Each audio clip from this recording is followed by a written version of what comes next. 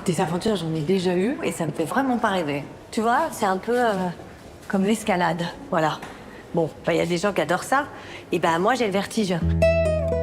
T'as plus envie de... Enfin, je veux dire, plus jamais envie de faire l'amour avec moi. Alors moi, s'il faut te dire la vérité, j'ai jamais été amoureuse d'Eric. C'est vraiment mon amour.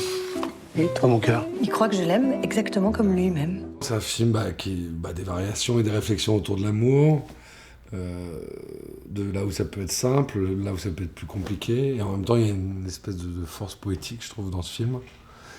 Et puis il y a des tas de choses qui sont arrivées pendant le tournage.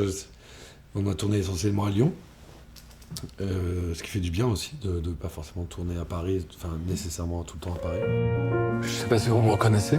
Bah oui, c'est ça lui au collège. Tu sais, je trouve pas ça juste que tu te sentes coupable. C'est pas une faute de quitter quelqu'un. Mon personnage, donc Thomas, qui est écrivain et en même temps prof de français, qui fait essentiellement travailler ses élèves autour de Madame Bovary. En fait, il a écrit un roman.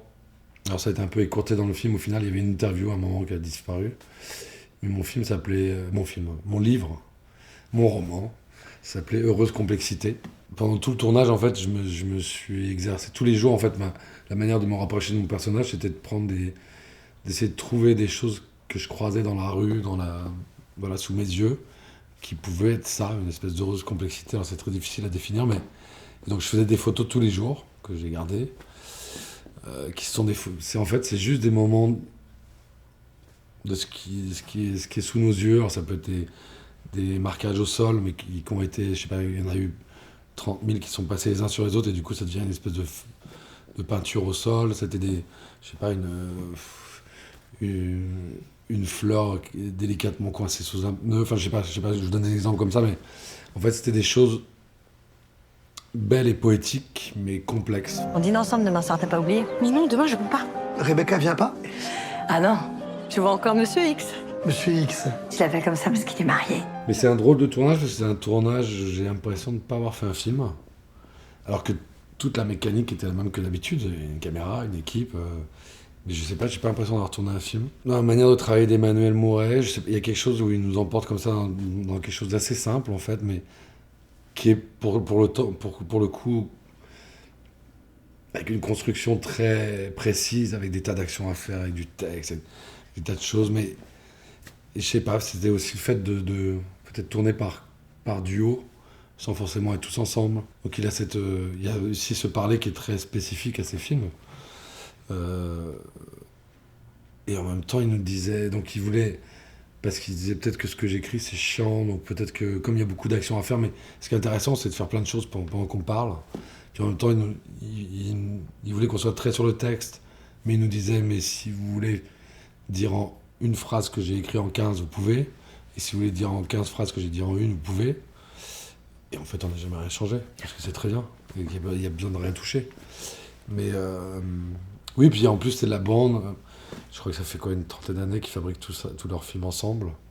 Ils se sont jamais quittés, en fait. Ils ont démarré ensemble. Enfin, Emmanuel jouait au début, maintenant il joue moins. Mais non, ce film compte beaucoup. Cette dimension du langage qui est très littéraire, pour le coup, qui est plutôt de l'ordre de l'envolée. Mais d'ailleurs, comme les musiques qu'il choisit, comme tous les choix musicaux qui sont dans le film, et depuis tous ces films. Mais puis là, je trouve que c'est surtout de magnifiques portraits de femmes, et entre autres d'India, énormément, quoi, qui est magnifique. Enfin, pour moi, qui est une grande actrice depuis toujours, mais on s'est connu sur Rester vertical d'Alain Guéraudy, et voilà, je la trouve vraiment belle dans ce film. Et non, je crois qu'on trouve de la douceur, de la poésie, un petit pas de côté par rapport à la violence de notre monde, avec des choses dures aussi, mais quand même, j'ai quand même une certaine douceur. Il y a des gens qui se séparent et qui retrouvent vite quelqu'un après. Ouais, y a aussi des gens qui rencontrent jamais plus personne, hein. Tu peux encore faire un geste pour me retenir, là? T'as toujours aucune nouvelle? Vous êtes bien la compagne de monsieur Victor Arzouillan? Le fait pas de prendre la place, parce qu'en fait, le personnage de Vincent, donc, qui lui est un fantôme, oui, je reprends son poste au lycée. Je me retrouvais à habiter à côté de son ancienne compagne, enfin, une espèce de choses comme ça où sa vie devient la mienne, mais en même temps je suis moi, il y avait ça. Et puis après, non, ce que j'ai... Parce que je sais pas si les spectateurs le verront tout de suite, mais à la deuxième vision, j'ai remarqué que dans toutes les prises, enfin dans toutes les scènes, il y a quelque chose d'important qui se joue émotionnellement. Il y avait un vent qui se levait dans les arbres. Il faut regarder bien le film. À chaque fois, il y a les feuilles, et c'est pas du tout des effets spéciaux. Il n'y a pas quelqu'un qui était en train de faire bouger les feuilles. Mais à chaque fois, il y a une espèce de brise qui se levait, il y a des feuilles qui bougent très légèrement. Il y a un vent qui se lève à chaque fois qu'il y a des choses importantes qui se jouent. Mais ça, on l'avait pas prévu, mais ça, c'est ce qui est beau des fois dans des films, c'est un espèce de moment de grâce. Je suis tellement désolée. Mais j'ai peur de faire encore du mal. C'est ça qui est toujours intéressant quand on partage notre cinéma avec d'autres cultures et d'autres pays, de voir là où ça touche les gens, là où ça les fait sourire, rire. Enfin, est-ce qu'on est raccord sur tout ça ensemble? Si on arrive à faire qu'un film soit aimé et compris dans un autre pays, dans une autre culture, on a gagné.